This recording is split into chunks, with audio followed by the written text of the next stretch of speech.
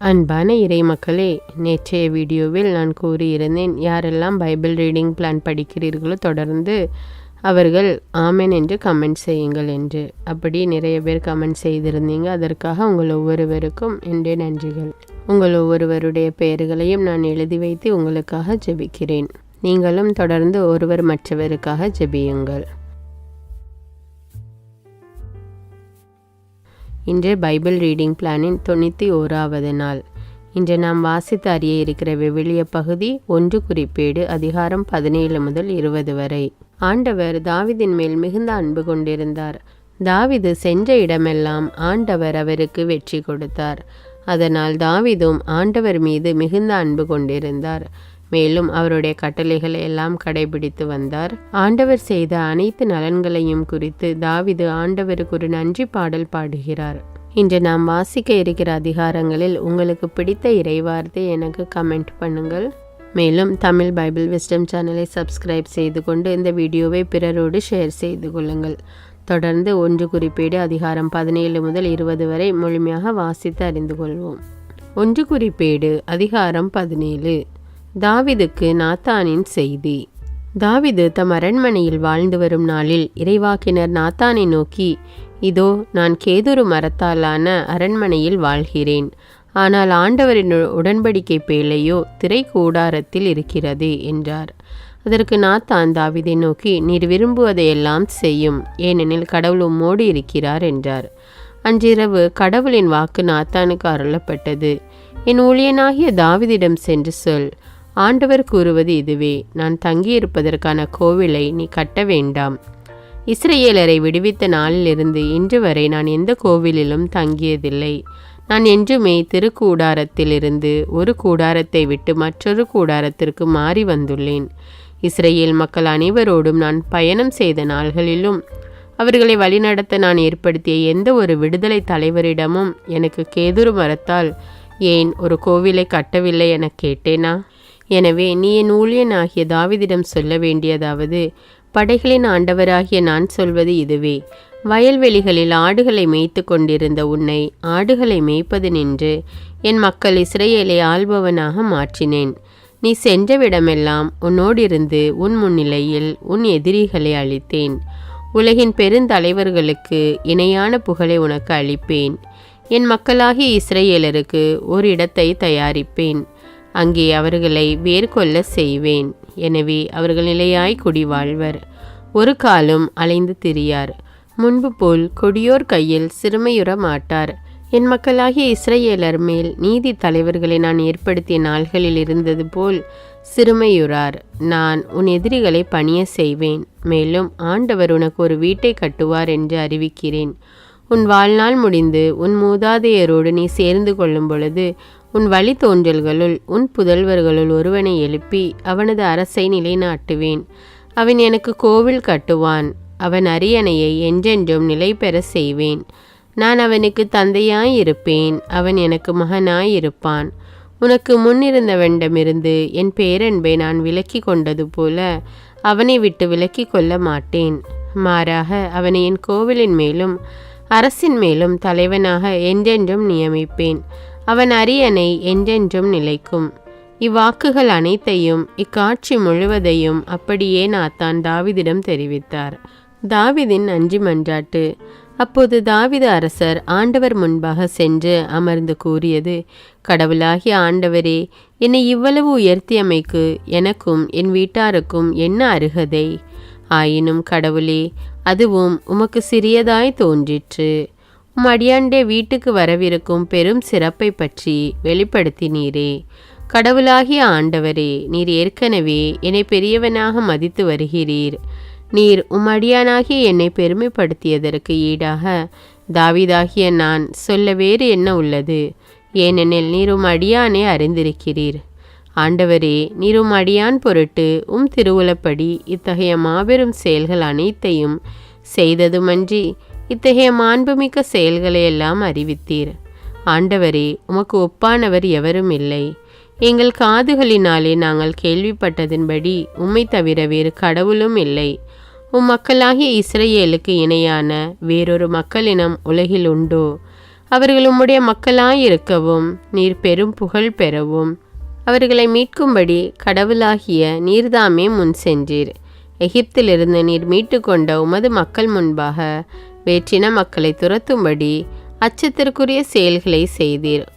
மக்களாகிய இஸ்ரவேலர் என்றும் மக்களாக இருக்க செய்தீர். ஆண்டவராகிய நீர்தாமே அவர்களுக்கு கடவுளானீர். இப்போதும் ஆண்டவரே, நீர் உமது அடியானையும் அவன் வீட்டையும் குறித்து கூறிய வார்த்தைகளை என்றென்றும் உறுதிப்படுத்தும். நீர் கூறியபடியே செய்தருளும். இஸ்ரவேலின் கடவுளான படைகளின் ஆண்டவரே, இஸ்ரவேலின் கடவுள் என்று உமது பெயர் மாற்றியுற்று எந்நாளும் நிலை பெற்றிருப்பதாக. அடியானாகிய தாவீதின் வீடும் உமக்கு முன்பாக உறுதி பெற்றிருப்பதாக. என் கடவுளே, நீர் அடியானின் வீட்டை நிலைப்படுத்துவேன் என என் காது கேட்க வெளிப்படுத்தினீரே. எனவே அடியானாகிய நான் உமக்கு முன்பாக வேண்டுதல் செய்ய மனத்துணிவு பெற்றேன். ஆண்டவரே, நீரே கடவுள். இந்த நன்மையை அடியானுக்கு கொடுப்பதாய் கூறியுள்ளீர். இப்போதும் அடியானின் வீடு என்றென்றும் உமக்கு முன்பாக நிலை நிற்கும்படி அதற்கு ஆசி வழங்கினீர். ஏனெனில் ஆண்டவரே, உமது ஆசி பெற்றது என்றென்றும் ஆசி பெற்றதாகவே இருக்கும். 1 குறிப்பேடு அதிகாரம் 18. தாவீதின் போர் வெற்றிகள். அதன் பின்னர் தாவீது பெலிஸ்தியரை தோற்கடித்து அவர்களை பணிய செய்தார். காத்து நகரையும் அதன் சிற்றூர்களையும் பெலிஸ்தியரிடமிருந்து கைப்பற்றினார். அவர் மோவாபை தோற்கடித்தார். மோவாபியர் தாவீதுக்கு அடிமைகளாகி வரி செலுத்தினர். சோபாவின் மன்னனான அதரேசர் தன் ஆட்சியை பலப்படுத்தும் நோக்குடன் யூப்ரத்தீசு நதியோரம் செல்கையில் தாவீது அவனையும் காமாத்தின் அருகே புறமுதுகு காட்ட செய்தார். அவனிடமிருந்து 1000 தேர்களையும் 7000 குதிரை வீரரையும் 20,000 காலால் படையினரையும் அவர் கைப்பற்றினார். அவற்றுள் 100 தேர்களுக்கான குதிரைகளை வைத்து கொண்டு ஏனைய தேர்குதிரைகளின் கால் நரம்பையும் வெட்டி போட்டார். சோபாவின் அரசனான அதரேசருக்கு உதவி செய்ய தமஸ்கு நகர் சீரியர் வந்தனர்.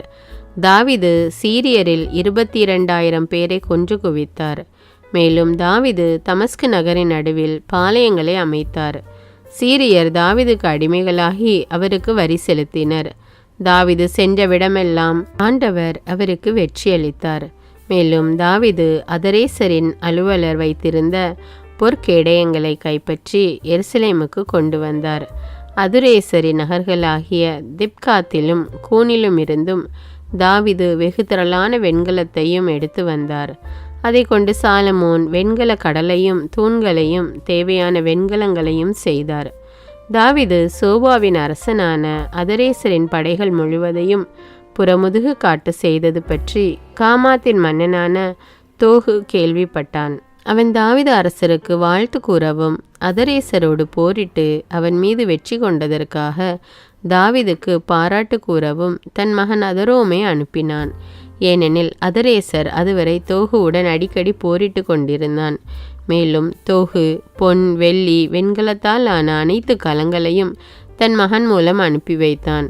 தாவீது அரசர் இவற்றையும் தாம் ஏதோமியர், மோவாபியர், அம்மோனியர், பெலிஸ்தியர், அமலேக்கியர் ஆகியோரிடமிருந்து கைப்பற்றிய வெள்ளி பொன் யாவற்றையும் ஆண்டவருக்கென்று அர்ப்பணம் செய்தார். செருயாவின் மகன் அபிசாய் உப்பு பள்ளத்தாக்கில் 18,000 ஏதோமியரை வெட்டி வீழ்த்தினார். அவர் ஏதோமில் பாளையங்களை அமைத்தார். ஏதோமியர் யாவரும் தாவீதுக்கு அடிமைகளாயினர். தாவீது சென்ற இடமெல்லாம் ஆண்டவர் அவருக்கு வெற்றி அளித்தார். தாவீது இஸ்ரவேலர் எல்லோருக்கும் அரசராயிருந்தார். அவர் தம் மக்கள் அனைவருக்கும் நீதியும் நியாயமும் கிடைக்க செய்தார். செருயாவின் மகன் யோவாபு படைத்தலைவராயிருந்தார். அகிலூதின் மகன் யோசபாத்து பதிவாளராயிருந்தார். அகிதூபின் மகன் சாதோக்கும் அபியத்தாரின் மகன் அபிமலேக்கும் குருக்களாயிருந்தனர். சவ்சா எழுத்தராயிருந்தார். யோயாதாவின் மகன் பெனாயா கெரேத்தியர் பெலித்தியருக்கு தலைவராயிருந்தார். தாவீதின் புதல்வர் அவர் தம் அரசில் உயர் பதவிகள் வகித்தனர். 1 குறிப்பேடு அதிகாரம் 19. அம்மோனியர் மற்றும் சீரியர் மேல் வெற்றி. இவற்றின் பின் அம்மோனியரின் மன்னன் நாகாசு இறந்தான். அவனுக்கு பின் அவன் மகன் அரசனானான். அப்பொழுது தாவீது, ஆனூனின் தந்தையாகிய நாகாசு எனக்கு அன்பு காட்டியது போல் நானும் அவன் மகனாகிய இவனுக்கு அன்பு காட்டுவேன் என்று கூறி அவர் தமது ஆழ்ந்த வருத்தத்தை தெரிவிக்கும்படி தூதர்களை அனுப்பினார். அவர்கள் ஆனூனுக்கு ஆறுதல் சொல்ல அம்மோனியரின் நாட்டை அடைந்தனர். அப்போது அம்மோனியரின் தலைவர்கள் ஆனூனை நோக்கி, தாவீது ஆறுதல் கூறுபவர்களை உம்மிடம் அனுப்பியுள்ளது உம் தந்தையை சிறப்பிப்பதற்கு என்று நினைக்கிறீரா? உமது நாட்டை துருவி ஆராயவும் அதை நிலைகுலைய செய்யவும் உளவு பார்க்கவுமே அவன் அலுவலர் வந்துள்ளனர் அன்றோ என்று கூறினர். எனவே ஆனூன் தாவீதின் அலுவலரை கைது செய்து அவர்கள் தாடியை சிரைத்து அவர்களுடைய ஆடைகளை இடுப்பிலிருந்து கத்தரித்து அவர்களை அனுப்பி வைத்தான். அவர்களுக்கு செய்யப்பட்டதை சிலர் வந்து தாவீதுக்கு தெரிவித்தனர். அவர்கள் மிகவும் கேவலப்பட்டிருந்ததால் தாவீது அவர்களுக்கு ஆள் அனுப்பி, எரிகோவில் தங்கியிருந்து உங்கள் தாடி வளர்ந்த பின் திரும்பி வாருங்கள் என்று கூறினார். அம்மோனியர் தங்கள் தாவீதின் பகைமையை தேடிக்கொண்டதை உணர்ந்தனர். உடனே ஆனூனும் அம்மோனியரும் மெசபத்தோமியா, மாக்கா, சோபா என்ற சீரிய நாட்டு பகுதிகளில் நின்று தங்களுக்கு குதிரைப்படையையும் கூலிக்கு அமர்த்துமாறு 1000 தாலந்து வெள்ளியை அனுப்பி வைத்தார். அவ்வாறே கூலிக்கு அமர்த்தப்பட்ட 32,000 தேர்களும் மாக்கா மன்னனின் படைகளும் வந்து மேதபாவுக்கு முன்பாக பாளையம் இறங்கினர். அம்மோனியரும் அவர்களுடைய எல்லா நகர்களிலிருந்தும் திரண்டு வந்து போருக்கு தயாராயினர். தாவீது அதை கேள்வியுற்ற போது யோவாபையும் ஆற்றல்மிக்க தம் படை முழுவதையும் அனுப்பினார். அம்மோனியர் புறப்பட்டு வந்து நகர வாயிலில் அணிவகுத்து நின்றனர். அவர்களுக்கு உதவியாக வந்த மன்னர்கள் திறந்த வெளியில் அணிவகுத்து நின்றனர். யோவாபு தமக்கு முன்னும் பின்னும் பகைவர் படை தாக்கவிருப்பதை கண்டபோது இஸ்ரேல் அனைத்திலும் ஆற்றல் மிகு வீரர்களை தேர்ந்தெடுத்து அவர்களை சீரியருக்கு எதிராக அணிவகுத்து நிறுத்தினார். மற்ற படை வீரரை தம் சகோதரன் அபிசாயின் தலைமையில் அம்மோனியருக்கு எதிராக அணிவகுத்து நிறுத்தினார். யோவாகு அவனை நோக்கி, சீரியர் என்னை விட ஆற்றல் மிக்கவராயிருந்தால் நீ எனக்கு உதவியாக வர வேண்டும். அம்மோனியர் உன்னை விட ஆற்றல் மிக்கவராயிருந்தால் நான் உனக்கு உதவியாக வருவேன். மன உறுதியுடன் இரு. நம் மக்களுக்காகவும் கடவுளின் நகர்களுக்காகவும் வலிமையுடன் போராடுவோம். ஆண்டவர் தமக்கு நலமாய் தோன்றுவதை செய்வாராக என்றார். பின்பு யோவாபும் அவரோடு இருந்த மக்களும் சீரியரோடு போரிட நெருங்கினார்கள். அவர்களோ அவருக்கு முன்பாக புறமுதுகிட்டு ஓடினர். சீரியர் புறமுதுகிட்டு ஓடுவதை அம்மோனியர் கண்டபோது அவர்களும் யோவாபின் சகோதரன் அபிசாய்க்கு முன்பாக சிதறியோடி நகருக்குள் புகுந்தனர். யோவாபும் எருசலேமுக்கு திரும்பி வந்தார். தாங்கள் இஸ்ரேலருக்கு முன்பாக முறியடிக்கப்பட்டதை கண்ட சீரியர் தூதர்களை அனுப்பி நதிக்கு அப்பால் இருந்த சீரியரையும் வரவழைத்தனர். அதரேசரின் படைத்தலைவன் சோபாகு அவர்களை முன்னின்று நடத்தினான். அதை கேள்வியுற்ற தாவீது இஸ்ரேலர் அனைவரையும் ஒன்று திரட்டி யோர்தானை கடந்து சென்று சீரியருக்கு எதிராக அணிவகுத்து நிறுத்தினார். அவ்வாறு தாவீது போருக்கு அணிவகுத்து நிற்கையில் சீரிய படைகள் அவரோடு மோதின. சீரியர் இஸ்ரேலருக்கு முன்பாக புறமுதுகிட்டு ஓடினர். தாவீது சீரியர் படையின் 7,000 தேர்ப்படை வீரரையும் 40,000 காலால் படையினரையும் வெட்டி வீழ்த்தினார். படைத்தலைவன் சோபாகையும் கொன்றார். அதரேசரின் அலுவலர் தாங்கள் இஸ்ரேலரால் முறியடிக்கப்பட்டதைக் கண்டு தாவீதோடு சமாதானம் செய்து அவருக்கு அடிபணிந்தனர். அதன்பின் அம்மோனியருக்கு உதவி செய்ய சீரியர் என்றுமே விரும்பவில்லை. 1 குறிப்பேடு அதிகாரம் 20. இரபாவின் மேல் வெற்றி. ஓராண்டு கழிந்த பின் அரசர்கள் போருக்கு புறப்படும் காலம் வந்தபோது யோவாபு ஆற்றல் மிக்க படையோடு சென்று அம்மோனியர் நாட்டை அழித்தார். பின்பு இரபாவுக்கு சென்று அதை முற்றுகையிட்டார். தாவீதோ எருசலேமில் தங்கிவிட்டார். யோவாபு ரபாவை தாக்கி அதை வீழ்த்தினார். தாவீது அவர்கள் மன்னனின் தலையில் இருந்த மகுடத்தை எடுத்து கொண்டார். அது 1 தாலந்து பொன் எடையுடையது. அதில் ஒரு ரத்தினம் இருந்தது. அதை தாவீது தம் மகுடத்தில் பதித்து கொண்டார். மேலும் நகரினின்று ஏராளமான கொள்ளை பொருள்களையும் கொண்டு வந்தார். தாவீது அங்கு குடியிருந்த மக்களை சிறைப்படுத்தி ரம்பம், கடப்பாறை, கோடரி ஆகியவற்றால் அவர்களை வேலை செய்ய வைத்தார். தாவீது அம்மோனியரின் எல்லா நகர் மக்களுக்கும் இவ்விதமே செய்தார். பின்னர் அவர் தம் மக்கள் அனைவருடனும் எருசலேமுக்கு திரும்பினார். பெலிஸ்தியர் மேல் படையெடுப்பு. அதன் பின்னர் கெசேரில் பெலிஸ்தியரோடு போர் நடந்தது. அதில் ஊசாவியனான சிபக்காய் அரக்கரினத்தனான சிபாயை கொன்றான். அதனால் பெலிஸ்தியரும் அடிபணிந்தனர். மேலும் ஒரு போர் பெலிஸ்தியரோடு நடந்தது. யாயீரின் மகன் எல்கானான் இத்தியனான கோலியாத்தின் சகோதரன் இலகுமியை கொன்றான். இவனது ஈட்டியின் பிடி தறிக்கட்டை அளவு பெரிதாயிருந்தது. காத்தில் மற்றொரு போரும் நடந்தது. ஒவ்வொரு கையிலும் காலிலும் 6 விரல்களாக 24 விரல்களை கொண்ட அரக்கர் இனத்தனான நெட்டையன் ஒருவன் அவ்வூரில் இருந்தான். அவன் இஸ்ரவேலை பழித்துரைத்தான். தாவீதின் சகோதரராகிய சிமையா மகன் யோனத்தான் அவனை கொன்றார்.